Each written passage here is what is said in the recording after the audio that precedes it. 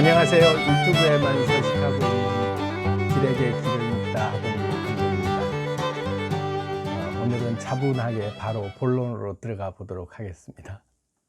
오늘은 여러분들이 좋아하시는 양자물리학 뽀개기 시리즈 드디어 11번째 시간이 돌아왔습니다. 양자물리학 뽀개기로 계속해서 많은 얘기들을 여러분들과 하고 싶은데 시간이 날 때마다 앞으로 양자물리학 뽀개기로 일상생활 속에서 우리 삶 속에서 양자물리학을 가지고 어떻게 접목해서 우리 일상생활 속에서 살아가는데 지혜를 얻고 또 삶의 방향을 제대로 잡을 수 있을까에 대한 그런 얘기들을 같이 좀 나눠보려고 합니다. 오늘은 그래서 이제 관찰자 효과라고 해서 양자물리학 코펜하겐 해석에 나와 있는 6가지 해석 중에서 관찰하고자 하는 행위가 발생했을 때 비로소 관찰 대상은 관찰 행위의 영향을 받고, 그리고 그때 파동으로 존재하고 있다가 입자로 탁 물질로 드러난다. 이게 이제 관찰자 효과라는 거에 대한 핵심 이제 정의인데요. 이것과 관련해서 제가 오늘은 또 다른 어떤 각도에서 얘기를 좀 나눠보려고 합니다. 그래서 관찰자 효과와 엔트로피 법칙 아시는 분은 많이 아실 것 같은데, 엔트로피 법칙과 최적화 법칙이라는 게 있어요. 그래서 이것과 같이 접목을 시켜서 관찰자 효과와 연관성이 엔트로피 법칙과 또 이 최적화에 대한 그런 법칙이 어떻게 상호작용하는지에 대해서 미시세계 속에서 일어나고 있는, 또는 우주 전체에서 일어나고 있는 우주적 현상을 우리 삶 속에서 우리가 적용해 보는 시간으로 오늘 좀 얘기를 나눠보려고 합니다. 그래서 그 중에서 관찰자 효과라고 하는 이 관찰자 효과를 다른 식으로 이제 표현하면 관찰자의 눈이라고, 뭐 전시안이라고도 뭐 표현을 하고 하는데, 어쨌든 관찰자의 눈으로 세상을 볼 수 있는 그런 방법, 그러니까 관찰자의 눈을 뜨는 방법.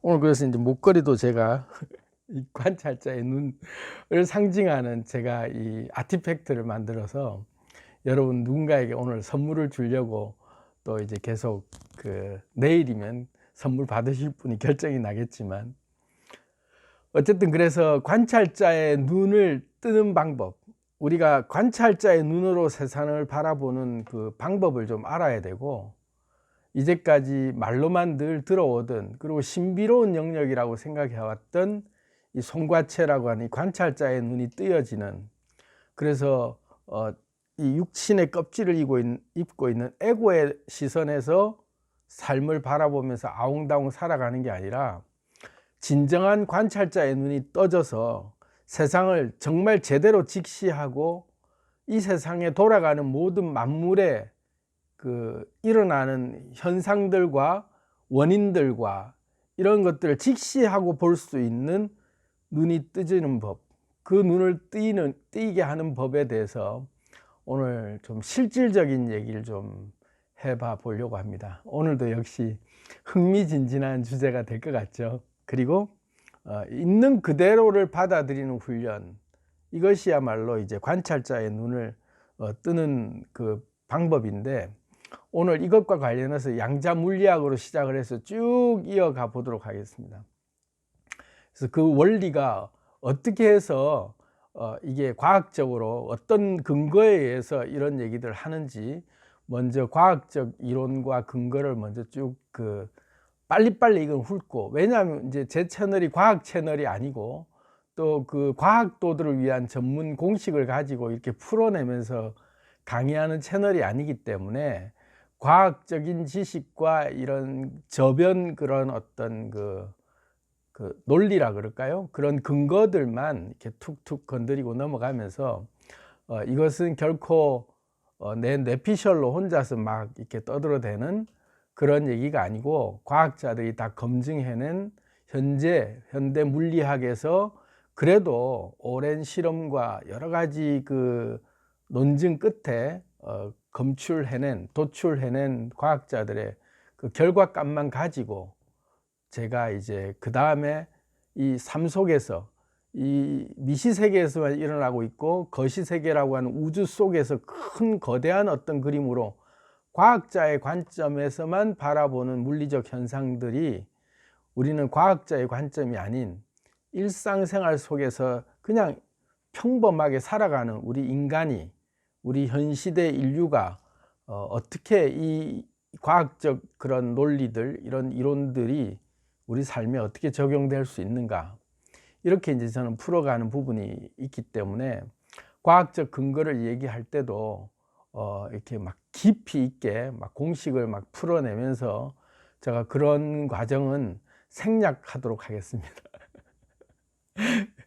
그것은 이제 과학 채널에서 좀 더 보강해서 보시고 건너뛰기 해서 그렇다 맞다 뭐 검증된 거 맞네 하고 그 부분은 나중에 정검증하시고 싶으면 과학 채널들, 여러 좋은 채널들이 많으니까 그런 데서 얘기하는, 제가 얘기하는 근거들을 가지고 쭉쭉쭉쭉 일단 더 깊이 공부하고 싶은 분들은 거기 가서 좀 보시고 오셔도 좋을 것 같습니다. 왜냐하면 그런 걸 정확하게 짚고 하감독이 하는 소리가 그냥 뇌피셜로 하거나 그냥 막 지 혼자 지어내서 막 이것저것 그냥 근거 없이 끌어다 붙여서 그냥 현실 속에서 이렇게 얘기하는 걸로 대충 해서 그냥 할 수도 있다 하고 의심이 혹시 드시는 분들은 그 방법도 좋은 것 같아요. 깊이 있게 공부하고 싶고 확실히 하나씩 뽀개고 가고 싶다는 분들은 과학 공부를 따로 하고 오시고, 제 채널의 주된 구독자들은 그런 과학 수학 공식보다는 그래서 어쩌라고 했을 때 내 삶 속에서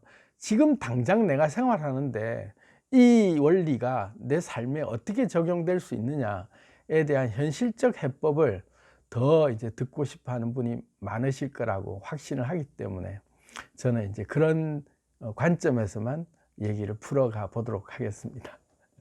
자, 그런 의미에서 오늘도 우리 차 한잔 하시면서, 오늘 제가 커피 2잔째예요. 얼떨결에 오전에 제가 커피를 한잔 하면서 햇살이 너무 좋아서 햇살 보고 앉아서 커피 한 잔을 아주 맛있게 먹고 난 다음에 맞다, 오늘 내가 녹화를 안 하려고 했는데 해야 되겠다 하면서 우리 친구들인 여러분들과 함께 차 한잔 또 하고 싶어서 2잔이라도 기꺼이 마시겠다, 사랑하는 사람과 데이트하듯이 이런 정담을 나눌 때는 커피만 한 게 없다 하는 생각이 들어서 오늘도 커피 한 잔 타놓고 여러분하고 차 한잔 하면서 또 얘기를 나눠보려고 합니다.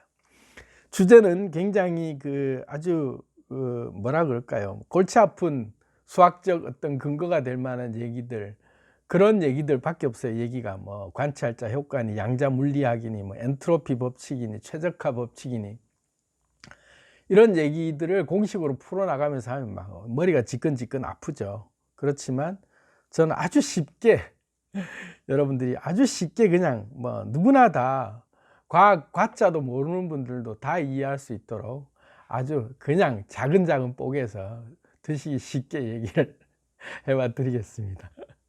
자, 먼저 양자 물리학 시리즈, 제가 뽀개기 시리즈 하고 있는데 관찰자 효과부터 일단 먼저 한번 짚고 가보자고요. 관찰자 효과라고 하는 것은 양자라고 하는 빛 알갱이, 우리가 이제 그 양자 물리학이라고 할 때 양자라고 하는 빛 알갱이, 그 빛 알갱이라고 하는 그 양자, 광자, 뭐 또 전자, 뭐 이렇게 다 표현을 하는데, 이 관찰자의 효과가 드러난다라는 얘기는 세상 우리 모든 만물들이 존재할 때 우리가 존재한다, 눈에 보인다, 지금 있다 라고 얘기하는 이 모든 현상들, 또 실제하고 실존하고 있는 자연의 모든 만물들이 눈에 드러나는 것이잖아요. 느껴지는 것이거나, 에너지라고 해도 에너지도 느껴지는 거거든요. 그런 어떤 운동들, 에너지의 흐름들을 우리가 다 느낀단 말이죠. 그 느낀다라고 할 때 비로소 내게 그 에너지들이 내게 다가와서 나라는 매개체가 탁 프리즘이라는 어떤 하나의 매개체를 통해서 굴절돼서 탁 드러나는 현상, 그것들이 이제 물질계에서 탁 이제 물질화돼서 딱 드러나는 거죠. 질량으로 드러나는 거죠. 그 이전에는 에너지로만 존재하고 있다가 관찰할 때만 보인다는 거예요. 그 관찰하지 않을 때는 다 파동으로 존재한다. 에너지로만 존재하고 있다가 관찰하고자 하는 행위가 딱 개입됐을 때 비로소 질량이라고 하는 값을 갚는다. 이게 이제 관찰자 효과의 대표적 어떤 이론이에요. 이해되셨죠? 관찰자의 효과라는 것은 평소에 모든 만물은 다 진동으로만 존재하고 있다가 에너지 상태로만 다 존재하고 있는데 원래 그게 초기 값이죠. 그래서 불확정성을 가진다. 모든 만물은 그냥 진공 상태처럼 에너지로만 존재하고 있다가 공한 상태인 거죠. 눈앞에 보이지 않는 상태예요. 만물이 눈앞에 우리가 있다라고 하는 것은 우리가 관찰하고 있을 때 드러난 것이죠. 근데 그렇지 않고 우리가 관찰하지 않을 때는 다 그냥 진공 상태 같은 에너지로만 존재하고 있는, 진공이라고 표현하기는 좀 그렇지만 어쨌든 에너지로 존재하고 있는, 진동으로만 존재하고 있는 거죠. 그저 파장으로만 존재하고 있는 거예요. 물질로 드러나지 않는 거예요. 여기서 개념을 확실히 잡고 가셔야 돼요.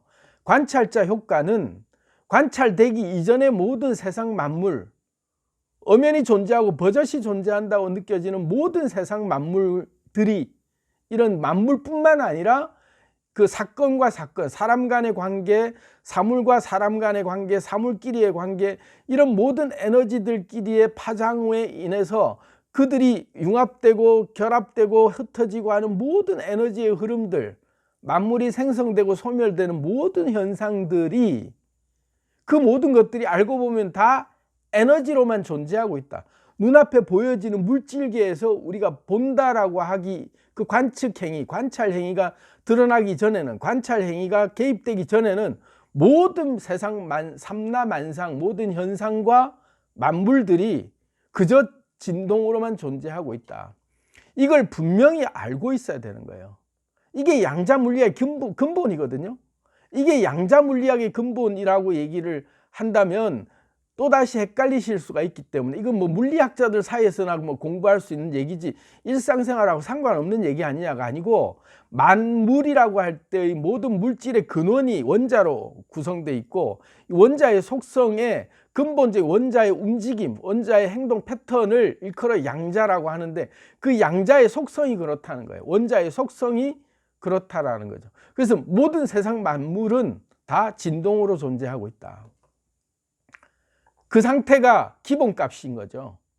그래서 불확정성을 가지면서 언제 어떻게 어디서 반응할지도 모르는 상태로 수없이 많은 관계 속에서 계속해서 결합하고 분해되고 하고 있는데, 엄청나게 많은 원자들 덩어리들이 물질화되고 흩어지고 하는 모든 과정 속에서 복잡다변하게 엄청나게 많은 변수가 발생하면서 수많은 사건들이 생기고 있는데, 이 사건이 생길 때마다 엄청난 복잡한 변수로 인해서 또 다른 어떤 뭔가 만들어지고 또 소멸되고 생성되고 하는 수많은 사건들이 생기잖아요.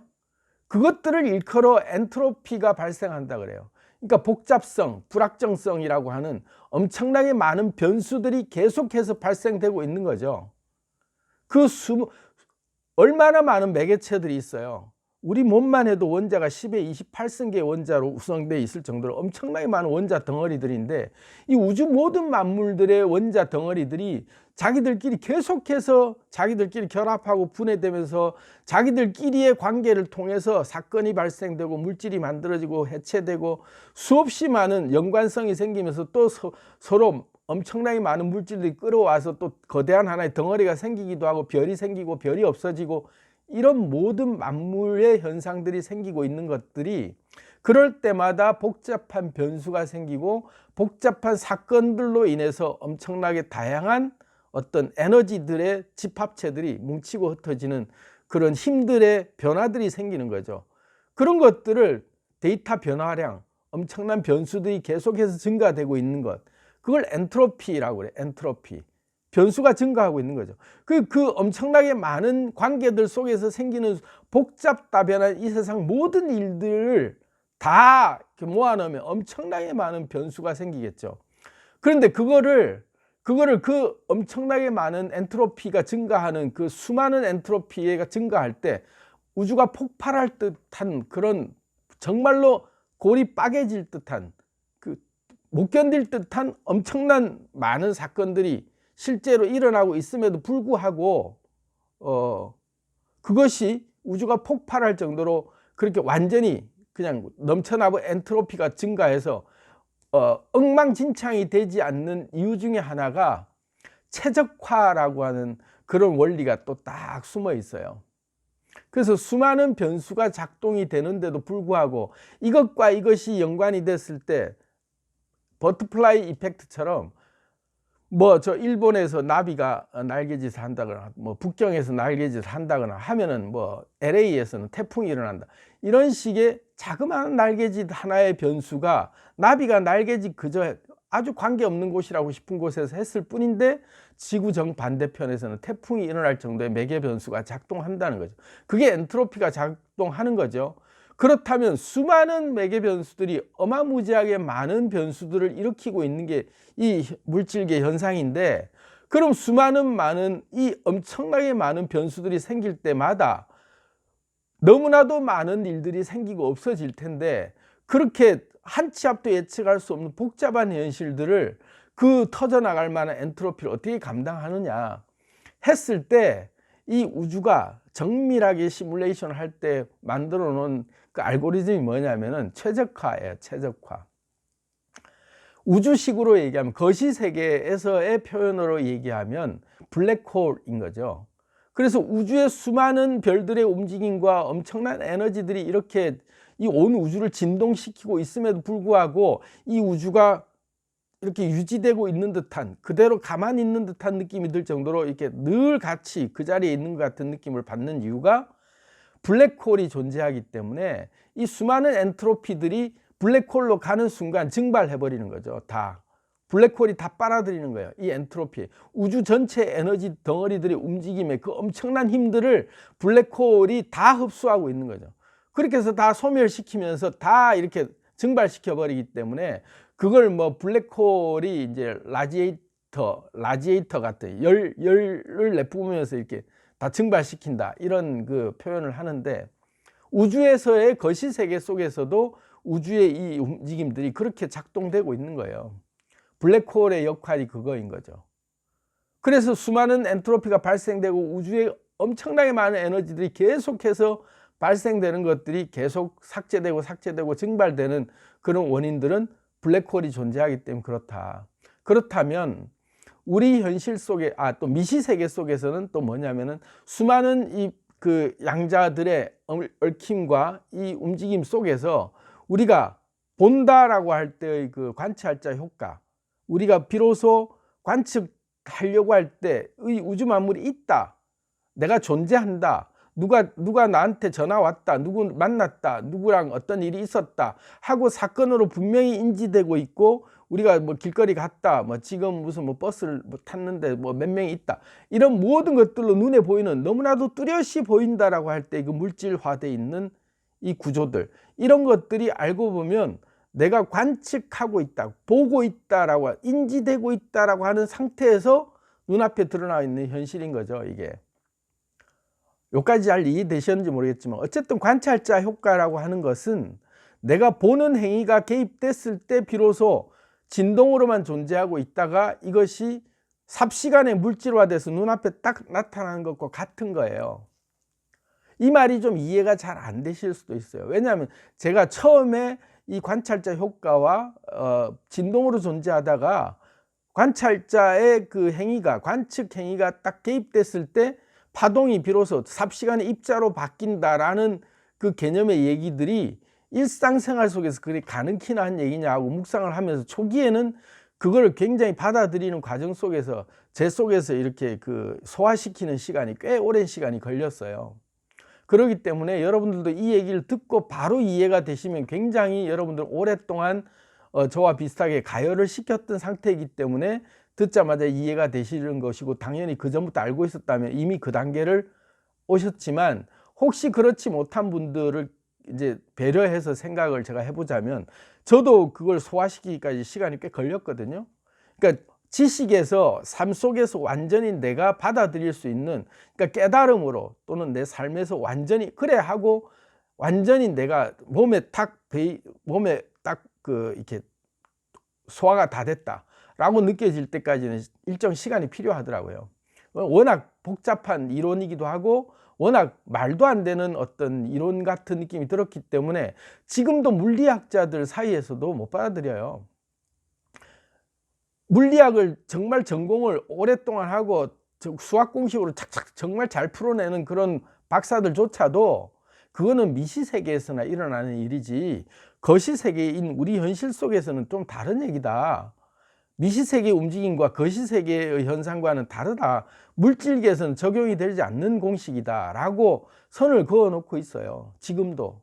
그렇지만 제가 깊은 명상을 통해서 물질계를 제가 들여다보니까 이 관찰자의 눈으로 보니까 뭔 소리냐, 미시세계가 거시세계나 미시세계나 다 법칙은 일맥 다 통하면서 전체가 다 그냥 너무나도 뻔히 보이는데 뭔 소리냐 하는 게 이제 제가 확 왔기 때문에 여러분들께 그 설명을 드리고 싶은 거죠. 관찰자의 눈이 관찰자의 관찰자의 관측 행위가 탁 개입됐을 때 파동으로 존재하던 것이 삽시간에 물질화돼서 눈앞에 드러난다. 이게 우리 현실 속에서 과연 어떤 원리로 또는 그게 현실 속에서 어떤 상황이 그런 상황이란 말이냐 하고 속 시원히 오늘 제가 여러분들께 풀어드릴 수 있어요. 그러니까 오늘 얘기를 한번 잘 들어보시면 좋을 것 같습니다. 참고로 오늘 얘기는 길게 막 1시간 반짜리 요즘 제가 영상 길이가 너무 길어가지고 보시기가 불편한 분도 계실 수도 있고 그래서 이것은 저를 이제 우리 오랫동안 저를 시청해 오신 구독자분들이 아니더라도 처음 이 영상을 접하는 분들도 쉽게 그냥 짧게 받아들일 수 있을 만큼 엑기스만 이렇게 빨리 좀 해서 말씀을 좀 드려볼게요. 그래서 계속해서 저 영상을 봐주시기를 이제 기대하는 뜻에서 얘기를 좀 이제 압축해서 해보겠습니다. 관찰자 효과는 결국 우리가 보는 행위라고 하는 것이 눈으로 본다, 이게 눈으로 본다라고 하잖아요. 그리고 냄새 맡는다, 귀로 듣는다, 손으로 만진다 하는 모든 것들이 관측 행위죠. 그게 이제 그 관측 행위잖아요. 그걸 내 뇌가 받아들이게 만드는 그런 감각기관들을 통해서 내가 관측하는 행위예요. 그죠? 오감기관 모든 걸 다 동원해서 그 관측한다라고 할 때 관측의 기준이 뭐냐 이거죠. 자, 여기서 이제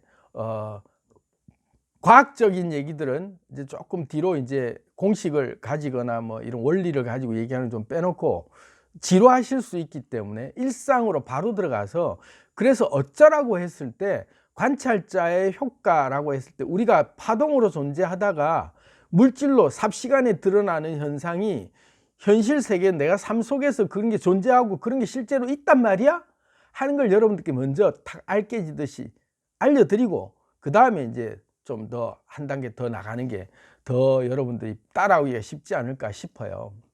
자, 그래서 그런 측면에서 보면 우리가 인지한다, 우리가 본다, 뭐 안다, 나는 내 눈앞에 분명히 뭐가 존재한다 하고 분명히 이 세상 모든 만물이 내 눈에 뚜렷이 보이는 게 이것이 거시세계요, 이것이 물질이다 라고 우리는 딱 알고 있는 이것. 자, 이것이 어제도 존재했고 그제도 존재했고 늘 존재하는 것이고 내가 관측하나 안 하나 그거는 늘 있었던 거지 내가 본다고 할 때 그때 삽시간이 생긴단 말이냐. 그래서 아인슈타인이 했던 유명한 말이 있어요. 야, 달이 내가 관측하기 전에는 없다가 내가 달을 관측하는 순간 달이 나타났단 말이냐. 말도 안 되는 소리 하지 마라 하고 아인슈타인이 굉장히 아주 대표적으로 그걸 이제 가지고 반박을 했죠. 달은 늘 있던 거야. 달은 늘 있는 건데 달을 내가 관측한다고 달이 있고 관측하지 않는다고 달이 없냐? 달은 늘 있는 거야. 그러니까 너희들 말 틀렸어. 이렇게 이제 주장했단 말이에요. 근데 양자 물리학의 100% 확실하게 증명할 수 있는 얘기는 평소에는 에너지로 존재하다가 내가 관측하는 순간에 나타난다. 이게 물리학적으로 하나도 하자가 없는 팩트예요. 진실이 돼버린 거죠. 사실이 돼버린 거죠. 실험은 너무나도 자명하게 그렇게 얘기해주고 있다 이거죠. 눈으로 보기 전에는 내가 관측 행위를 발동시키기 전에는 존재하지 않는다. 에너지로만 존재하고 있다가 그냥 관측할 때만 드러난다 이거죠. 자, 그래서 우리 삶 속에서 그 원리가 어떻게 적용되고 있는지 아까 제가 얘기했던 엔트로피 법칙과 이 그 최적화의 법칙을 같이 곁들여서 설명을 해야만 이해가 되는 논리이기 때문에 엔트로피 법칙과 이 그 최적화 법칙을 같이 가지고 한번 얘기를 해보자고요. 우리의 그 이 인지 범위는 칸트가 얘기했듯이 인지의 12가지 범주라고 하는 범주화시키는 모든 만물을 범주화시키는 우리의 메커니즘이 그렇게 작동되게 있어요. 이 뇌의 메커니즘은 그렇게 밖에는 작동되지 못하도록 꾸려져 있죠. 그래서 만물을 우리가 관측한다라고 할 때 우리가 본다, 느낀다, 있다, 저거다, 이거다, 이게 뭐 실제다, 존재한다, 이 모든 말들의 그 메커니즘 속에는 우리의 인지의 범주라는 게 딱 있어요.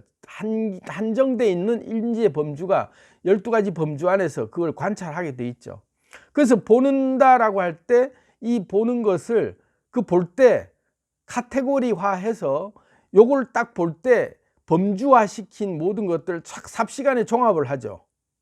그래서 그 장르별로 이것이 뭐 정량적인 물질적인 부분, 또 부정적, 긍정적 뭐 여러 가지 범주를 다 삽시간에 얘가 작동해 가지고 뭘 탁 우리가 접할 때 그것이 사물뿐만 아니라 인간관계 속에서 사람을 대할 때 사람에 대한 그 인상, 사람에 대한 그 선입견, 또는 뭐 어떤 일에 대한 나의 그 사고, 또 내 속에서 일어나는 감정, 이 모든 것들이 상대적으로 느껴져 오는 그 상대 에너지, 상대 그 어떤 물질계의 그 반응에 내가 삽시간에 내 스스로 인지되는 범주화된 상태에서 그 삽시간에 인지하죠.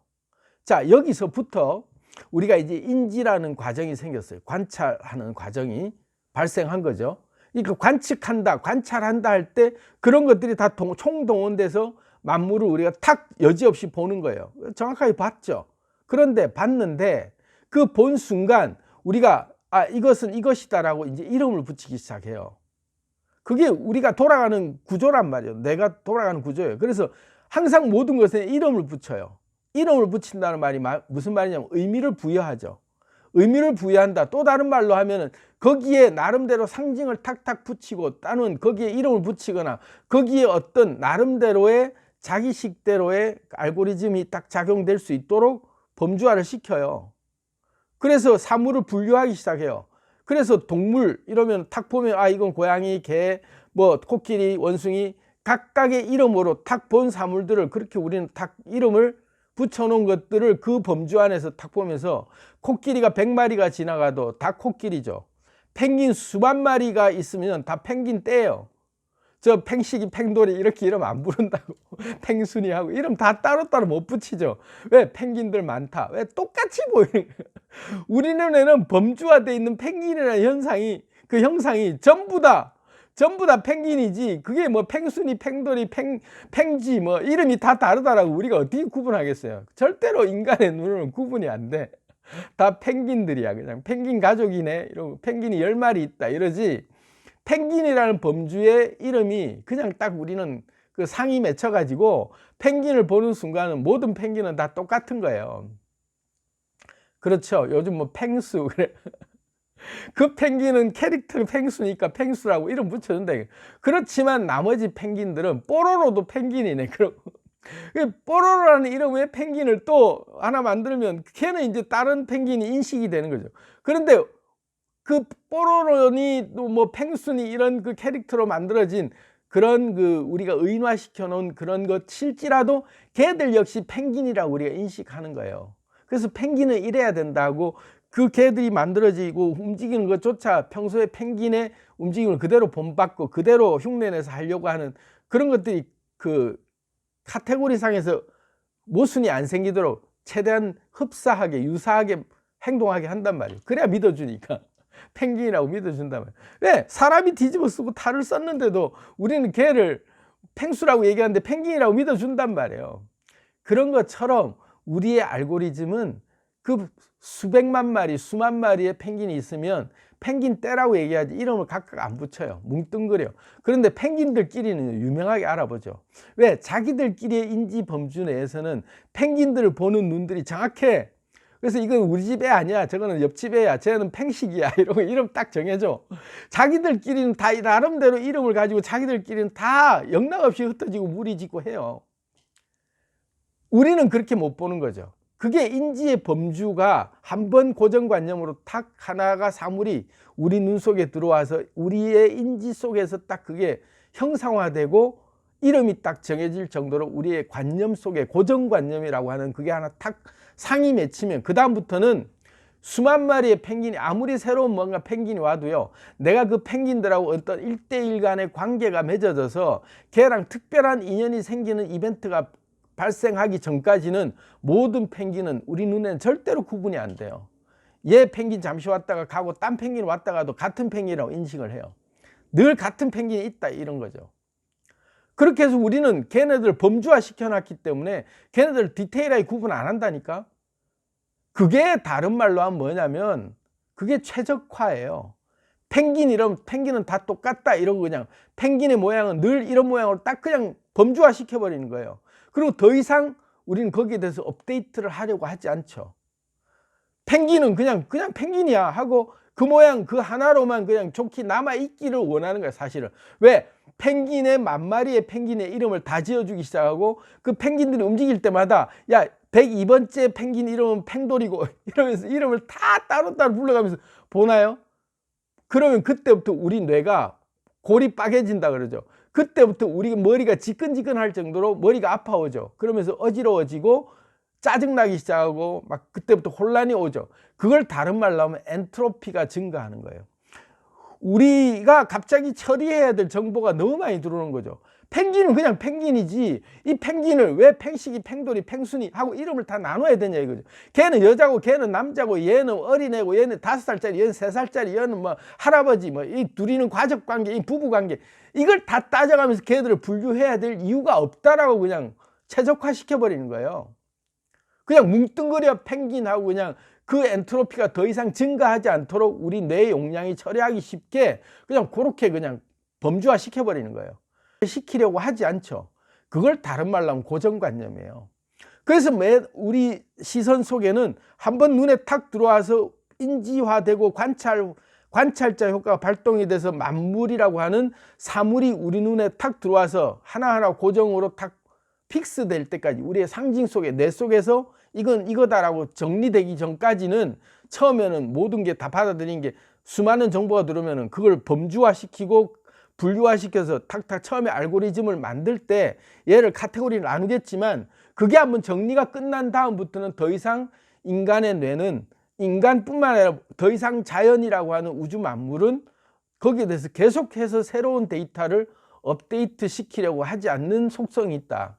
그게 최적화 원리에 의해서 그런 거예요. 안 그러면 엔트로피가 넘쳐나기 때문에 너무나도 복잡한 계속 매일매일 다가오는 매일매일 새로운 변수들, 매일매일 새롭게 오는 정보들을 우리가 계속 업데이트 해줘야 된다면 그 모든 바라보고 있던 우리가 너무나 당연하다라고 느껴왔던 모든 관계들과 사물들과 그리고 사람들과 이런 모든 현상들에 대해서 우린 다 새로 이름을 늘 짓느라고 정신없죠. 늘 의미 부여하고 늘 새로 이름 짓는데 거기에 완전히 그냥 시간 다 빠지기 때문에 우리의 뇌가 멈춰버리죠. 그리고 시간이 멈춘 듯이 그냥 너무나도 느린 속도로 빠지죠. 그게 우리가 게임할 때 보면은 렉 걸린다 이러잖아요. 갑자기 데이터 용량이 너무 많아지고 움직임이 너무 빨라지면 얘가 못 따라가, 컴퓨터 속도가 못 따라가면은 천천히 얘가 뚝뚝뚝뚝 끊기면서 그래픽이 더 이상 못 따라가요. 그걸 다른 말로 하면 렉 걸린다 이러거든요. 게임하는 친구들 다 잘 알죠. 그래서 속도가 못 따라가니 컴퓨터 처리 속도가 이걸 못 따라가는 거예요, 사건을. 그게 뭐냐면 엔트로피가 너무 증가했기 때문에 이 증가한 엔트로피를 다 계산해 주려니까 그래픽이 너무 섬세하면은 그런 그 엔트로피가 너무 증가돼서 렉이 걸리는 경우가 심해요. 그래서 그래픽 카드 현상, 그 해상도가 높은 그래픽 카드를 쓰는 이유가 이 처리 속도를 높여주면 그만큼 고해상도의 더 정교한 행동들을 맛을 볼 수가 있는 거죠. 그런데 그 그래픽 속도가 떨어진 거나 CPU 처리 속도가 떨어지면 렉이 그만큼 걸리죠. 그런 현상들이 우리한테 생기는 거죠. 우리가 매번마다 우리 생활 속에서 다가오는 그런 변수들을 계속해서 업데이트 해 주려면 이게 못 견디기 때문에 그때부터 생기기 시작한 게 우리의 인식 속에는 고정관념이라고 하는 그 범주화가 딱 있는 거예요. 그래서 원숭이는 이렇게 생겼고 펭귄은 이름 지었던 딱 이 형상이 떠오르고 걔들은 무리지 그냥 뭐 1번, 2번 펭귄 이름 다 다르고 분류를 애써 시키려고 하지 않는다. 범주화 카테고리 안에서 최적화를 시켜야만 빨리빨리 보고 처리할 수 있기 때문에 그냥 러프하게 도식화 시켜 나가고 양식화 시켜서 굉장히 축소시킨 그림으로 약식화 시켜버리는 거죠. 나머지 생략이에요. 그렇게 해서 만물을 보는 습관이 들어있는 거예요. 그래서 우리는 관찰한다 했을 때 우리는 늘 본다라고 얘기하잖아요. 늘 본다. 늘 보고 있다. 달도 늘 거기 있다라고 하는데 어제 달이 그 달이 아니에요. 어제 달이 그 달이 아니라니까. 어제 걔가 아니야. 그리고 어제 만났던 애가 걔하고 나하고의 사건이 거기서 멈춰져 있는 것 같지만 아니야. 걔는 딴 걸로 진행됐어. 근데 내 속에는 멈춰져 있는 걸로 더 이상 걔에 대한 다른 변수들을 내가 엔트로피를 증가시키지 않죠. 왜? 헤어지고 나면 걔는 돌아볼 때 나를 10걸음 지난 뒤쯤에 나를 돌아봤을까? 나하고 웃으면서 헤어졌지만 쟤는 웃으며 헤어지자마자 나에 대해서 어떤 미소를 짓고 표정이 어떻게 변했을까? 막 이래가면서 걔에 대한 모든 이선희 노래처럼 모든 게 궁금해요 하던 것처럼 모든 게 궁금하기 시작하면 걔에 푹 빠지면서 걔와의 만남 이후에 모든 것들이 추적하기 시작하죠. 상상하죠.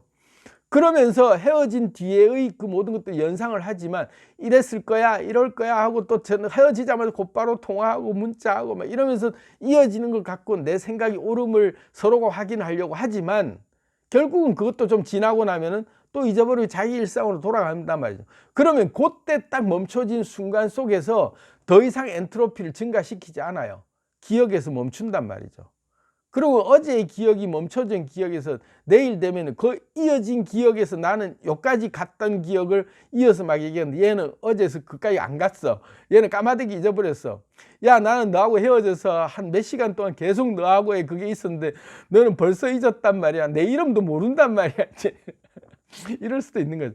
그런 식으로 각자가 엔트로피가 증가된 만큼의 변수에 따라서 이 사물이 계속 존재한 것처럼 얘는 여전히 리얼 속에서 얘랑 같이 있다라고 생각할 만한 그런 상황 속에 존재하고 있는 걸 하는데 얘는 접속 끊긴 순간 끊겼다니까. 그리고 얘는 딴 게 진행된 거죠. 그런 것들이 우리는 곳곳에 존재하죠. 약간 다른 식으로 표현돼서 헷갈리실지 모르겠지만 어쨌든 엔트로피가 증가하는 것들을 막기 위해서 우리는 사물을 봤을 때의 그 순간에 그 딱 기억한 그거 하나만으로 딱 더 이상의 업데이트는 더 이상 안 시키려고 하는 것들이 모든 관계나 모든 사람들 또는 만물들의 모든 역학적인 부분에서 다 똑같이 적용되는 부분인 거죠. 복잡하면 안 된다 이거죠. 렉 걸려갖고 생활을 못해요. 거기에 상해 맺히면 생활을 못 하잖아요. 거기에 집착증이 걸려가지고 생활을 못해. 일상생활을 못해요. 그런데 그거를 벗어나오면 딴 생활을 원활하게 하는 거예요. 그런 것과 비슷한 유사한 얘기들이에요. 전부 다. 그런데 더 핵심을 짚어 얘기 드리자면 우리가 본다라고 하는 현상의 착각 속에서 뭐가 제일 착각이냐면 그런 고정관념화되어 있는 생각들이 변함없다고 우리는 믿잖아요. 이 상태에서 헤어졌고 이 상태에서 우리는 여기서 마감이 됐다라고 하는 그 상으로 내가 내에서 최종 처리가 돼 있기 때문에 늘 걔를 떠올릴 때 항상 얘는 그 모습이어야 돼. 그리고 항상 얘는 이런 식의 행동을 해야 되는 게 맞는 거고 그게 고정관념이에요. 사람에 대한 고정관념. 그리고 선입견, 편견도 마찬가지죠. 그런 것들이 딱 작용되기 때문에 늘 그런 반응이 오면 아 이건 늘 그래 왔어 하고 그냥 그 말은 여기서 알깨지는 생각을 탁 하실 수 있어요. 그 말은 다시 말하면 우리가 본다라고 하는 게 진짜 보는 거냐라고 물어봐야 돼요. 네가 보는 게 진짜가 맞니? 아닌 거죠. 우리가 본다라고 하는 내 인지 범주 내에서 내가 카테고리로 만들었던 그 나름대로의 내 상에서 굳혀져 있는 멈춰져 있는 그 상에서 봤던 것들이 다시 재생될 뿐이지 무슨 말인지 아시겠죠? 내가 이름 붙여지고 의미 부여하고 얘는 이런 애라고 하는 고정관념, 선입견, 편견이든 내가 어떤 의미 부여했던, 그리고 내가 나름대로 상징을 줬던 그 상태에 그걸 다시 재생할 뿐이지, 우리가 다시 보는 애는, 우리는 그 한 번 범주화 시키고 나면, 한 번 인식되고 나면 더 이상 뇌는 업데이트를 시키지 않으려고 하는 본성 때문에, 이 메커니즘이 그렇게 흘러가기 때문에 걔가 나타났을 때 우리가 한번 인지된 그 인상으로 계속 보는 거예요. 그래서 첫인상 한번 5분 동안의 첫인상이 맺어지면 거의 평생 간다고 할 정도로 그걸 업데이트를 안 시키려고 하는 속성이 있단 말이에요. 그게 최적화 원칙 때문에 그런 거예요. 그걸 매번마다 업데이트 시켜주려면 골이 터져나가니까, 관계가 깨질 정도로 엄청나게 너무나도 많은 그 헷갈리는 현상이 오기 때문에 더 이상 업데이트를 안 시키려고 한다고요. 그렇기 때문에 어제 걔랑 똑같은 거야. 더 이상 생각 안 하려고 그래요. 모든 만물이, 우리가 바라보는 모든 만물이, 길거리 나가서 바라보는 건물이, 어제 10년 전에 갔던 어떤 그 동네가 늘 우린 그 자리 그 모습으로 있다라고 우리는 딱 고정 짓는다니까요. 내가 10년 전에 가봤기 때문에 더 확실히 안다. 그 골목길에는 뭐가 있으라고 우린 기억하죠. 그 골목길에 걔가 있긴 뭐가 있어. 뭐가 있긴 뭐가 있어. 그 이미 철거되고 없거든. 걔 페인트 칠하고 딴 색깔 됐거든. 그 리모델링 해가지고 간판도 바뀌고 가게도 바뀌었거든. 바뀌어 있어요. 거리 전체가 바뀌어 있다니. 근데 우리는 기억 속에 내가 너무나도 분명히 알아. 거기 가봤어. 그 갔는데 거기는 그대로 있어 하고 우리는 기억하는 거죠. 그대로 있다 이거. 우리 기억 속에 있는 그대로라고 하는 게 우리는 소환될 때는 그 모습으로 있는 거예요. 그리고 우리는 늘 그대로 떠올리는 거예요. 그리고 심지어 그건 다 잊어버려. 왜? 최적화 시기 때문에 기억 속에도 없어. 떠올릴 때 비로소 우리는 사건으로 딱 떠올릴 때, 만날 때 그게 있었다라고 우리는 인지하죠. 그래 있었어. 그 자리 가면 그거 있어 하고 우리는 비로소 떠올린다. 근데 그것조차 헛거다 이거죠. 왜? 지나간 거야. 없어 걔. 없고 그 건물 없고 그 다 다른 사람 다 들어섰고 다 바뀌었어. 그때는 겨울에 갔지 뭐 봄에 가보니까 또 그대로 있어도 또 다른 느낌이야. 그런 느낌처럼 늘 업데이트 되면 새로 그 자리 가보기 전까지 업데이트 못 시키죠. 그냥 있는 그대로 받아들이는 거예요. 그럼 그게 진짜일까요? 허상이죠. 우리는 허상을 진짜라고 우리는 늘 인지하고 있는 최적화 시스템으로 늘 그렇게 바라보고 있다는 게, 진짜 생생하게 내가 알고 있는 만물이 저게 맞다라고 우리는 안다니까. 그렇게 받아들이고 있다. 어제 봤던 달이 그 달이 아니라니까. 달라져 있는 거예요. 위치가 바뀌어도 다 바뀌어 있고, 그 달 속에 엄청난 변화들이 있어서 어제 본 달이 아니야. 1분 전에 본 달도 아니에요. 우리가 저녁에 밤하늘의 별들을 바라보고 있으면 그 별빛들이, 수많은 별빛들이 어제도 있었고 오늘도 있었고 그 영원히 존재할 것 같은 늘 떠 있는 별이라고 생각하지만, 알고 보면 미안하지만 걔는 30만 년 전에 죽은 별이야. 걔는 1억 년 전에 이미 터져서 없어진 별을 우리는 그 빛이 오는 속도가 너무나도 오랜 시간 걸려서 우리가 왔던 그 빛의 잔상을 보고 있는 거고, 알고 보면 그 별은 폭발하고 없는 별이야. 소멸된 별인데 우리는 있다고 보는 거야. 왜? 우리는 그 별의 과거를 보고 있는 거죠. 우리는 현재를 보고 있는 별인 것 같아도 이미 그 빛의 현상들은 잔상으로 남아있는 별을 보고 있을 뿐이에요. 근데 그 별이 영원하다? 그 별이 늘 보는 별? 아니지. 그 별은 이미 없어진 별이라니까. 우리는 허상을 보고 있는 거예요. 잔상들을 보고 있는 거니까. 별들의 과거를 보고 있는 거예요. 각각 다 연도가 다 다른 별들의 과거들을 다 우리는 이 순간 보고 있다고, 그 별이 동시에 다 존재한다고 믿고 있지만 천만에 그 별들의 역사들은 다 다른 역사로 이미 걔는 없어졌고 얘는 조금 더 빛났다가 내일이면 다른 색깔로 바뀌어 있는 별이야. 그런데도 우리는 늘 같은 별로 같은 위치에 있는 별이라고 생각하는 거예요. 천만에 엄청나게 많은 변화가 일어나고 있죠. 근데 그 보는 순간에만, 우리가 그 상을 맺은 순간에 항상 별은 있어 이러고 그냥 뭉뚱그리와 범주화 시켜서 그냥 하늘에 별은 있어 이러고 그냥 그 수많은 펭귄이 있어도 이름 다 안 붙이듯 이름 안 붙여. 어느 순간부터 우리가 안드로메다 무슨 우리 은하계 이름을 붙일 때 이름을 붙이기 시작했는데, 이 은하계가 너무 많이 발견되다 보니까 어느 순간부터 은하계 이름을 안 붙이기 시작했어요. 은하계 이름을 붙이는 게 의미가 없다 이거죠. 이 은하계가 1조 개가 넘는 은하계가 있는데 그 1조 개가 망원경이 이만큼밖에 못 보기 때문에 1조 개지, 망원경이 더 많이 발전되면 될수록 은하계는 더 많이 생겨나는데 1조 개 이름을 어느 세월에 다 붙이냐고. 숫자 이름 붙이는 것만으로도 이제 그때부터는, 그러니까 그냥 은하계들 이러고 그냥 끝나버리는, 범주화 시켜버리는 거죠. 그렇게 해서 우리는 그 있다 이거죠. 있다. 그렇지만 늘 바뀌고 있는 거죠. 우리가 본 게 아니라니까. 계속 바뀌고 있는 애들을 우리는 봤다라고 하면서 그 자리에 있다라고 믿지만 다 바뀌고 있는 애들인 거죠. 그러면 우리가 왜 그렇게만 돼야 되느냐 하면, 이 엔트로피가 증가되면 렉이 걸려갖고 일상생활을 못한다니까. 우리의 삶이 영위가 안 돼요. 계산되느라 그냥 끝나버려. 아, 얘는 어제 이름은 뭐였는데 오늘 이름은 뭐로 해줘야 되겠다 하고 계속 새로운 이름을 붙이기 시작해봐요. 못 산다니까. 맨날 새로운 의미를 어떻게 부여해요. 그렇게 해서 그것 때문에 결국은 최적화라고 하는 것과 고정관념, 편견, 선입견 이런 것들이 존재하는데, 그걸 또 달리 얘기하면 그러다 보니까 우리가 한번 인지된 상태에서 뭔가 인식되고 이름을 붙여지고 그것에 대한 이념이나 논리나 개념이나 이런 모든 것들이 한번 머릿속에 정리가 되면요, 그거 깨는 게 쉽지 않잖아요. 그래서 생긴 게 세뇌 교육이에요. 사람을 세뇌화시킨다는 그런 거죠.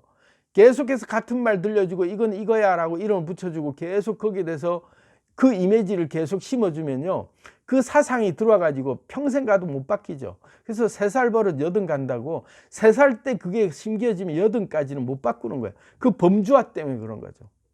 그 범주화 시키고 최적화시키는 원리 때문에 한번 딱 머릿속에 들어오면 그걸 갱신시키기에는 너무나도 까다롭고 어려운 작업이 따라줄 수밖에 없다.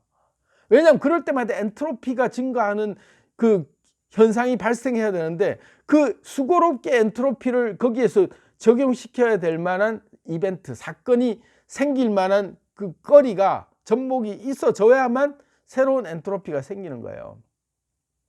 그러기 전에는 엔트로피가 생기지 않도록 최적화시켜 버린다니까. 생각해 보세요. 어제 만난 애를 100명을 만났다고 쳐봐요. 무리 속에서. 그럼 걔들의 이름을 다 기억하려고 우리가 애쓰지 않는다고요. 그중에 한두 명 그냥 기억나는 애 이러고 그냥 넘어가요. 그런데 점점 더 계속 만나면 만날 때마다의 엔트로피가 생기기 때문에 이 사람하고의 관계, 이 사람과의 관계들이 점점 더 복잡해지면서 이름들도 더 다양하게 알게 되고 그 사람의 사는 형태 이런 것도 알아간단 말이에요. 그렇게 사람 관계가 밀접해지면서 엔트로피가 증가하는 만큼 정보량이 업데이트 되기 때문에 그 사람을 더 많이 알아가면서 그 사람에게 단일화되어 있던 범주화가 점점 더 폭넓게 되면서 깊이 알아가는 거죠. 친구를 사귈 때 3번 이상 크게 싸워야 친구가 된다는 말도 그만큼 복잡한 엔트로피를 경험해봐야, 아, 얘는 이런 데 가시가 있고 이런 데 울컥하고 이런 데는 좋아하고 이런 것들 다양한 면을 알아가야만 그 사람에 대한 다양한 면면들이 모여서 그 사람의 진짜 형상이 좀 더 구체화돼서 보이는 맛을 느끼는 거잖아요.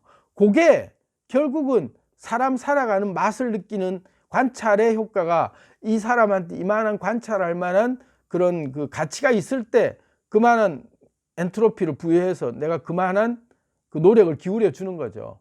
그런 게 만물의 법칙이에요. 자, 그렇다면 우리가 살아갈 때 아까 제가 얘기했듯이 그런 함정에 빠져서 우리는 고정관념이라는 함정에 빠져 있어요. 뭔가를 볼 때 그 내 속에서 철저하게 세뇌되고 내가 아주 딱 카테고리가 딱 정해져 있는 범주 안에서만 늘 보는, 늘 이름 붙여져 있던 그 생각, 그 개념대로만, 관념대로만 살도록 범주화돼 있기 때문에 자동 반응하게 돼 있다니까. 그렇기 때문에 더 이상 내가 거기에 대해서 변수로 받아들일 만한 엔트로피를 발생시키지 않아요. 가치가 없다 이거지. 똑같다 이러고 넘어가 버린 거야. 정보가 바뀐 정보가 없다라고 해야만 얘가 계산을 안 한다니까. 근데 이 정보가 바뀌었어 하면 얘 계산되기 시작해요. 그래서 여기서 이제 우리는 어쩌라고 했을 때 삶의 지혜를 여기서 느낄 수 있어야 돼요. 여기서 진짜가 이제 나와야 되죠. 그게 뭐냐, 관찰자의 눈이에요. 관찰자의 눈이 떠지는 게, 진짜 떠지는 게 뭐냐면, 이제까지 고정관념, 선입견, 편견, 또 내가 이제까지 살아왔던 모든 관념이라고, 도덕이라고, 또는 이제까지 사회에서 살아왔던 모든 이제까지의 우리를 올가매왔던 그런 개념들, 이름들, 관계들, 이런 정의 내려져 있는 모든 것들에 대해서 내가 이제까지는 아무 생각 없이 받아들이고 아무 생각 없이 그렇게 살아오다 보니 엔트로피가 생길 일이 없었어. 업데이트되는 정보가 들어올 게 없다 보니까 습관대로 살아가는 거예요. 관계도 습관대로, 생활도 습관대로 그냥 그렇게 그냥 살아가는 거죠. 그 동네에서 식물처럼 한번 뿌리 내리면 더 이상 변화 없이 꾸준히 사는 거예요. 스타일의 변화도 없고 관계의 변화도 없고 행동의 변화도 없고 삶의 모든 라이프 스타일의 변화가 없이 그냥 살아가는 거예요. 그렇게 해서 고정화되고 물질화된다는 게 고체화돼 버리는 거죠. 내 몸이 딱 굳어버리는 거예요. 그 형태 안에 갇혀버리는 거죠. 그렇게 살아가도록 우리가 훈련되어 가면서 자기도 모르게 캐릭터화되고 자기도 모르게 어느 순간에 NPC가 돼서 로그인을 해도 내가 그 습관을 못 바꾸는 그런 상태가 되는 거죠. 그런데 관찰자의 눈이 작동이 되면서 관찰하겠다라고 내가 비로소 내 명령어를 내린다라는 말은 이제까지 내가 정의지어 왔던 모든 관념들, 개념들, 관습들, 이런 모든 도덕과 윤리와 습관과 이런 모든 것들을 이제까지 자율주행처럼 해왔던 그런 것들을 다 딱 백지화시키고, 노자가 얘기했을 때 도덕경 1장에 나오잖아요. 도가도 비상도요 명가명 비상명이라. 이름을 이름으로 붙이는 순간 이미 이름이 아니고 도를 도라고 이름 짓는 순간 그때부터 이미 도가 아니다. 그 개념처럼 아주 위대한 말이죠. 우리가 모든 관념화 시켜놓고 개념화 시켜놨던 그 관념들을 이름을 붙여놨던 어떤 걸 떼버리고 보면요, 있는 그대로 에너지를 느끼는 훈련. 그게 관찰자의 눈이 떠지는 거예요. 기존의 그 고정관념 같은 기존에 늘 엔트로피가 생기지 않는 상태에서 그냥 뭉뚱그려 봐왔던 그런 최적화 시스템에서 다 생략해왔고, 더 이상 내가 이걸 변수로 받아들이지 않고 그냥 봐왔던 것들을 그냥 다 내려놓고 변수로 받아들이려고 작정하고 내 일상생활들을 그냥 있는 그대로를 보겠다라고 생각하고 관찰자의 눈을 작동시킨 상태에서 에너지를 있는 그대로 보는 법을 이제 훈련을 시키는 그 방법이 그건 거죠.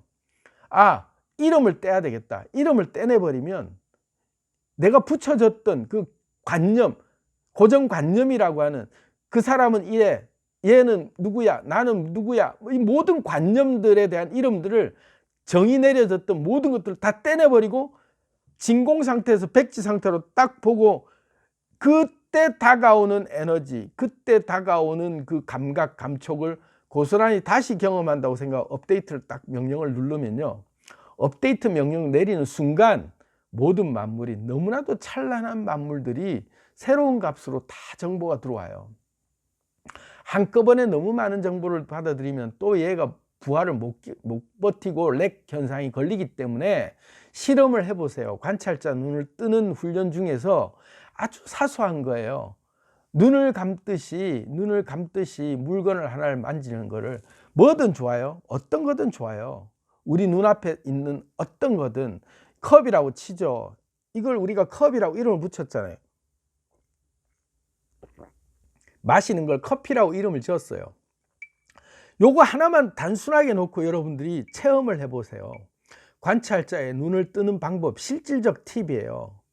우리가 이때까지 인지 범주 안에서 내가 이걸 카테고리로 만들었을 때 이걸 이렇게 생긴 건 컵이야, 그리고 이렇게 맛이 나는 것은 커피야 라고 이름을 지어놓은, 커피는 이런 맛, 컵은 이런 것 하고 우리가 범주화 시켜놓고 늘 이렇다 보니까 얘에 대한 전혀 새로운 데이터를 업데이트를 시킨 적이 없어요. 그런데 이걸 눈을 감고 음미하듯이 오로지 이 맛에만 집중하고 이 컵의 이 감촉, 컵도 아니죠, 그냥 이 물질의 감촉, 그리고 이 온도, 여러 가지 이 미묘한, 정말로 이 생겨 먹은 이 모든 형태, 이걸 있는 그대로 보는 거죠. 그대로 보면서 여기에 맺혀 있는 자그마한 커피 물방울 한 방울까지도 드릴 때 이 입끝, 혀끝에 느껴지는 이 감촉, 또 이 맛의 그 풍미, 냄새, 이 모든 것들을 그냥 고정관념으로 받아들이지 않고 이제까지 늘 내가 범주화 시켜왔던 고정적인 어떤 하나의, 늘 그래 마셔왔어, 늘 커피는 먹으면 맛있어, 이런 게 아니라 이거는 커피도 뭔지도 이름도 없는 그 무엇인가를, 그러고 내가 이걸 이름도 정해지지 않은 이 뭔가의 물건을 들고 이렇게 하면서 이걸 내 입이다, 목구멍이다, 이런 것도 표현 없이 그냥 이 에너지가 내게 들어왔을 때의 이 에너지의 감각을 느껴보자 하면요, 이 에너지가 몸속에 들어올 때의 이 속에서 반응하는 이 원자들끼리의 결합이나 얘가 이렇게 퍼져나갈 때의 그 전체 이 뇌에서 발생되는 이 그 뇌 전달 물질이, 이게 뭔가 들어왔을 때 이 뇌에서 어떤 자극이, 얘가 뭐길래 내 뇌에서 이런 엔돌핀이나 이런 도파민이 막 발생되면서 내가 이렇게 기분 좋아지고 평안해지고 막 세라토닌이 생기면서 이런 이름조차 세라토닌, 엔돌핀, 도파민 이런 이름도 다 떼내고 이 복잡하게 내 속에서 오묘하게 느껴지는 이 신비로움은 무엇이지? What? 이러면서 이제 이 감각이 너무나도 새롭게 와닿는 거죠. 이름을 다 떼놓고 보니까. 그래서 이 에너지가 내게 들어오는 거예요. 이 에너지가 내게 들어오는 순간 이 에너지와 이 속에서 반응되는 이 오묘함은 도대체 무엇이? 이러면서 그 신비로움이 그저 커피라는 이름 하나 떼내고 컵이라는 이름 하나 떼내고 내 몸이라는 이름 하나 떼내고 그냥 그저 에너지의 반응만 보겠다고 생각하고 이름을 다 떼내고 내가 그걸 접합을 했고 접속을 해서 연결을 했을 뿐인데 에너지끼리 결합을 했을 뿐인데 여기서 복잡하게 에너지끼리 변화되면서 수없이 반응되고 있는 각각의 세포마다의 이 움직임은 도대체 무엇이지? 이 신비로움은 도대체 무엇이란 말인가? 이런 것들이 느껴지기 시작하죠. 그게 업데이트 되는 거예요. 그때 이름을 다시 하나, 이것은 내가 너를 커피라고 이름 짓지 않겠다. 이것을 앞으로 너는 사랑이라 이름 짓겠다. 그래서 이제 그렇게 이름을 짓는 순간 얘는 그 의미가 달리 와요. 뇌가 다르게 받아들인다니까. 그때의 추억과 그때의 감정이 고스란히 업데이트 되면서 얘에 대한 기억이 다른 기억으로 저장되죠. 그러면서 앞으로는 볼 때는 얘는 다른 걸로 봐져요. 각별하게 봐지는 거죠. 그게 김춘수의 꽃이잖아요. 내가 너의 이름을 불러주기 전에는 너는 한 송이 꽃에 지나지 않았는데, 너는 그냥 이름 없는 무언가에 지나지 않았는데 내가 너의 이름을 불러주었을 때 너는 나에게로 와서 꽃이 되었다. 이거. 우리가 그런 거예요. 의미를 부여하고 내가 그 맛을, 그 감각을 생생하게 느끼려고 작정하고 그동안에 내가 모두 도식화시키고 양식화시켜왔던 그 최적화를 다 딱 내려놓고 펭귄들에게 이름을 붙여주기 시작할 때 너는 펭순이었구나, 너는 펭돌이었어, 너는 팽생가? 이러면서 이제 이름을 다 달리 불러주는 그 오묘함 속에 걔들의 얼굴이 다른 얼굴이 보이는 거죠. 심지어 걔들이 표정이 바뀌는 것도 보이는 거예요. 왜? 친숙하다. 넌 나하고 친한 애야. 너는 이름이 붙여진 애야 하면서 애 하나하나의 가족 관계도 알게 되고 얘가 나이가 몇 살인지 걔가 어떤 감정을 가지는지가 디테일하게 업데이트 되면서 들어오기 시작하죠. 그게 관계 속에서 맺어지는 관찰자의 효과가 발생됐을 때 만물이 새롭게 내 앞에 드러나는 관찰되어 있는 다른 눈이 띄어지는 거예요. 이제까지 봐오던 게 허상이었고 그 순간에 봐왔던 것들만이 내가 새로 이름 부여할 때 관찰되어지는 이름으로 내가 새로 느껴지는 그것이 새 물질인 거죠. 각각 다 다른 관계들에 의해서 각각 새로운 세상, 각각 새로운 물질, 각각 새로운 현실 관계들이 맺어지는 것들을 우리는 경험할 수 있는 거예요. 그전에는 어쨌든 늘 같은 일상, 단조로운 생활, 늘 나는 다람쥐 쳇바퀴 도는 듯한 생활 속에서 난 벗어날 수 없는 그런 것이었는데 알고 보니 내 주변에 놀라움에 수많은 신비로움에 어린아이 호기심 가득한 세상의 신기함과 호기심 가득한 눈으로 바라보는 어린아이의 눈이 떠지는 거예요. 관찰자의 눈이 그때 떠지는 거죠. 이 관찰자의 눈을 그렇게 해서 뜨는 훈련을 만물을 바라보는데 새로움으로 바라보는 것들을 업데이트 시키겠다. 그래서 엔트로피가 증가되는 것들을 즐거움으로, 그것이 엔트로피가 증가되면요 이 머릿속에서는 굉장히 쾌감을 느껴요. 우리 뇌는요 새로운 정보가 오면 굉장히 바빠지면서 새로운 정보를 처리하지 않으려고 최적화시키려고 하는 하나의 또 우주 전체의 균형을 유지하는 그런 법칙이 작동되는 것도 있지만, 또 한편으로는 새로운 정보가 들어올 때는 뇌가 엄청난 자극을 받으면서 새로운 이 정보를 소화하기 위해서 온갖 뇌 전달 물질을 분비시키죠. 온 감각을 다 동원해서 얘의 정체에 대해서 파악하기 위해서 별의별 세포들이 다 동원돼. 얘 독극물인지 아닌지 분석해라. 왜? 정보가 없는 게 들어왔다. 이제까지 커피라고 인식했을 때 내 세포들이 당연히 반응하고 콧구멍 막 졸고 안 움직인다니까. 얘들이 면역 세포도 안 움직여. 야 이번엔 네가 가야 돼. 왜? 쟤 들어왔어. 왜? 아는 애 들어왔다 이거지. 당연한 세포들만 반응하는 거예요. 그러니까 뇌에서의 그 시냅스 구조도 정보가 있는 것이 들어올 때는 그 늘 알던 길로 보내버려요. 얘가 이거 들어왔다고 그 신호를 줘버려요. 그래서 그 신호가 들어오면 그 당연히 그렇게 처리해. 그래서 별로 변화가 없어. 그런데 우리가 어느 순간 돌발 행동이라고 하는 그 트루먼 쇼에서 트루먼이 갑자기 돌발 행동을 하기 시작하잖아요. 갑자기 막 그냥 어느 가게로 뛰어들어가서 보니까 막 그래서 스튜디오에서 녹화하고 있는 장면 보이고 갑자기 내가 지금 나는 표 끊어갖고 나는 이 섬을 떠나겠다 해서 돌발 행동을 하면 막 당황하기 시작하고 고객님 당황하셨어요? 하고 당황한단 말이에요. 우리 속에서 당황하면서 이 뇌에 있는 시냅스가 순간적으로 모든 이 연결돼 있던 기존 알고리즘을 다 무시하고 정보가 없는 게 들어왔기 때문에 온 뇌가 총동원되죠. 그래서 굉장히 바쁘게 새로운 물질 들어왔으면 새로운 물질 검색해야 되면 얘가 인지를 받아들이는 애가 뭐라고 받아들이는 게 없는 정보가 들어왔으면 근데 뭔가가 들어왔으면 이러면서 막 얘들끼리 막 시냅스가 별의별 구조로 다 움직인다니까. 그래서 새로운 시냅스 구조가 연결되면서 새로운 정보망이 형성돼요. 그래서 업데이트 되죠. 그럴 때 의미를 딱 부여해버리면요 그 길이 하나 지도가 딱 나요. 희한한 구조예요.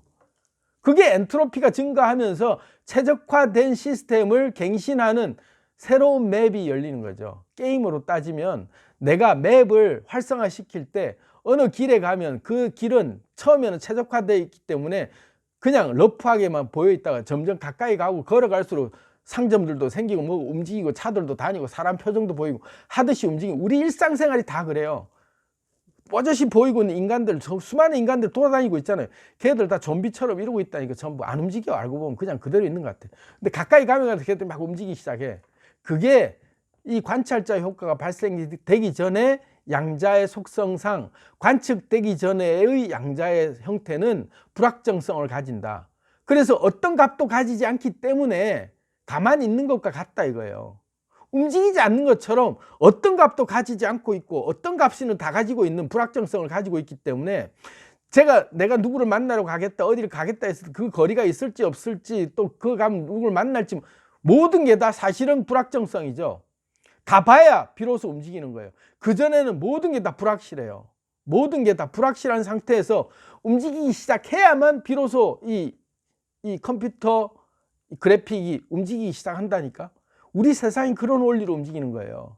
내가 움직일 때 내가 부산행을 가겠다고 부산행 얘기를 자꾸 하는데 부산행 표를 끊으려고 마음 먹고 부산을 가겠다 결심한 순간 그때부터 막 이 뇌 속에서 엄청나게 많은 애들 움직인다니까. 야 레일 깔아야 돼, 기차 만들어야 돼, 막 표도 누가 오면 영무원도 거기 대기시켜. 별의별 그 트루먼 쇼에서 나오는 그 수많은 스태프들이 움직이기 시작하는 거예요. 이 우주 속의 움직임이 그렇게 움직이고 있는 거예요. 역으로 얘기하면.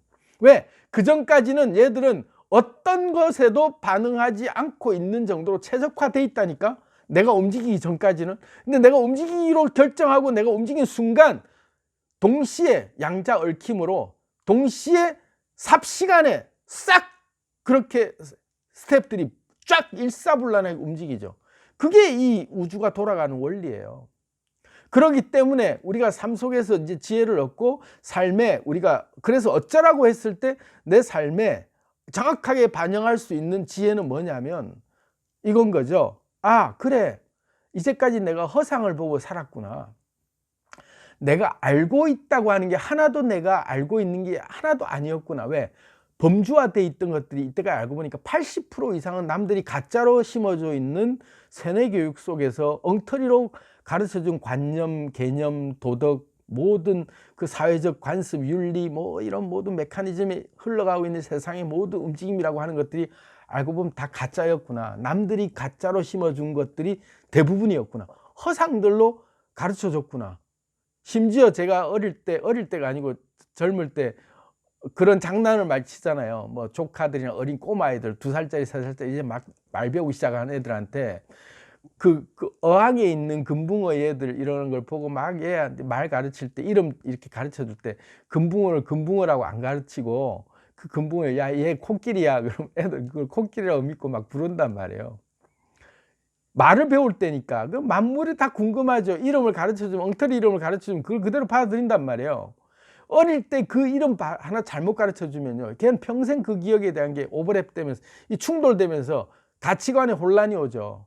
그게 어릴 때부터 세뇌를 잘못 시키면 그렇게 되는 거예요. 근데 우리가 어릴 때부터 익숙하게 세뇌되어 온 너무나도 엉터리 관념들이 너무 많아요. 사실은 그걸 다 떼내버리고 오로지 이 물질에만 내가 현재 내게 다가오는 에너지 감각, 이 감촉에 내가 현재 받아들이는 감각들이 진짜인지 아닌지를 내가 느껴보는 내 감각에 의해서 업데이트를 한번 시켜보겠다 하고, 트루먼 쇼에 트루먼의 돌발 행동을 하듯이 내가 일탈도 경험하고 내가 그냥 해보지 않았던 짓을 하면서 내가 내 사고의 틀을 마음껏 플렉시블하게 넓혀가면서 내 엔트로피를 증가시키는 거죠. 그러면 막 내 속에서요 엄청난 흥분이 막 몰려오면서 삶의 희열이 느껴지면서 별의별 내가 하고 싶은 일들이 막 눈에 보이기 시작해요. 온갖 눈들이 장난 가득한 개구장이의 눈으로, 온갖 세상이 호기심 가득한 눈으로 바라봐지기 시작해요. 야, 이게 뭐였지? 이게 이런 거였어? 새로운 것이 물맛이라고. 우리가 물 한 잔 마셔도 이것은 무엇인가? 이 넘어갈 때 이 감각은 무엇인가 도대체. 꽃 한 송이를 보고 길거리 펴있는 잡초 한 송이를 보더라도 야, 이 오묘하게 생긴 이 형태, 이것은 도대체 무엇이란 말인가. 이런 것이 얼마나 신기한 건가 바라보는 거죠.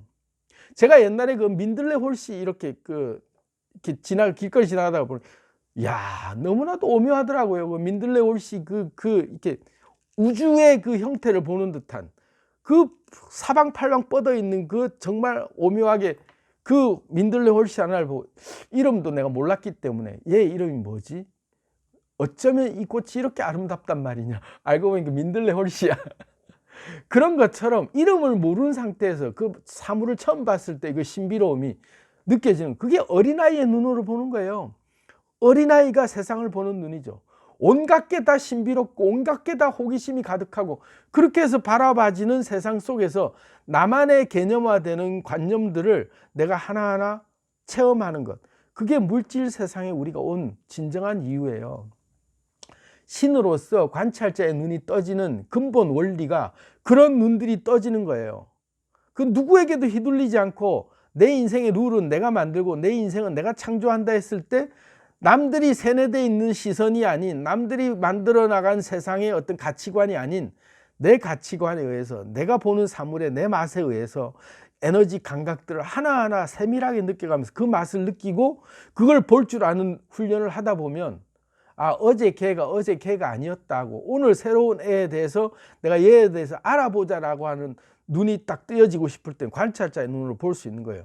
왜? 어제의 선입견 편견을 빼놓고 오늘 얘를 대할 때 그 이름이나 뭐 직업이나 이전에 뭐 어떤 정보들 다 내려놓고 있는 그대로를 보는 거죠.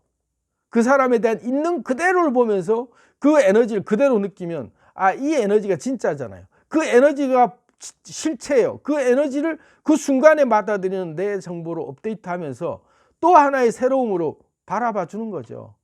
그렇게 대하면 매일매일이 새로워요. 관계도 매일매일 새롭고, 사람 간의 고정관념으로 쟤는 나쁜 놈, 쟤는 어떤 놈, 쟤는 어떤, 이런 것들에 늘 얽매와서 그 사람들과의 관계에서도 힘들었다면 그냥 탁 내려놓고 보면요, 걔는 지나간 몇 번째 누구였어 하고 그냥 이렇게 보고 딴 누구가 온다라고 생각하고 새로움으로 대하면요, 늘 새로운 사람을 만나는 즐거움을 누릴 수 있어요. 우리가 그 나이 들어서 이제 갱년기가 온다거나 삶의 그 매너리즘이 빠져서 의욕을 잃는다거나, 매사 내가 정말로 이제는 다 살았다라고 생각할 때 그 의욕이 상실될 때, 그런 것들이 어린애의 호기심 가득한 눈으로 돌아오는 비결도 될 수 있어요. 이게 그런 눈으로 한번 보세요. 그렇게 해서 관찰자의 눈이 떠지는 그런 아주 재미난 사건을 한번 경험해 보시기를 추천드립니다. 오늘 영상은 제가 길게 하지 않겠다고 했는데 오늘도 제법 길게 간 것 같은데, 여기서 오늘 마무리하고 계속해서 앞으로 여러분들이 관찰자의 눈으로서 또 양자 물리학 가지고 할 수 있는 얘기들이 굉장히 재밌는 얘기가 많아요. 삶 속에서 적용할 수 있는 것들 기대해 주시고, 이 내용이 공감이 되시면 좋아요, 구독 많이 공유 부탁드리겠습니다. 감사합니다.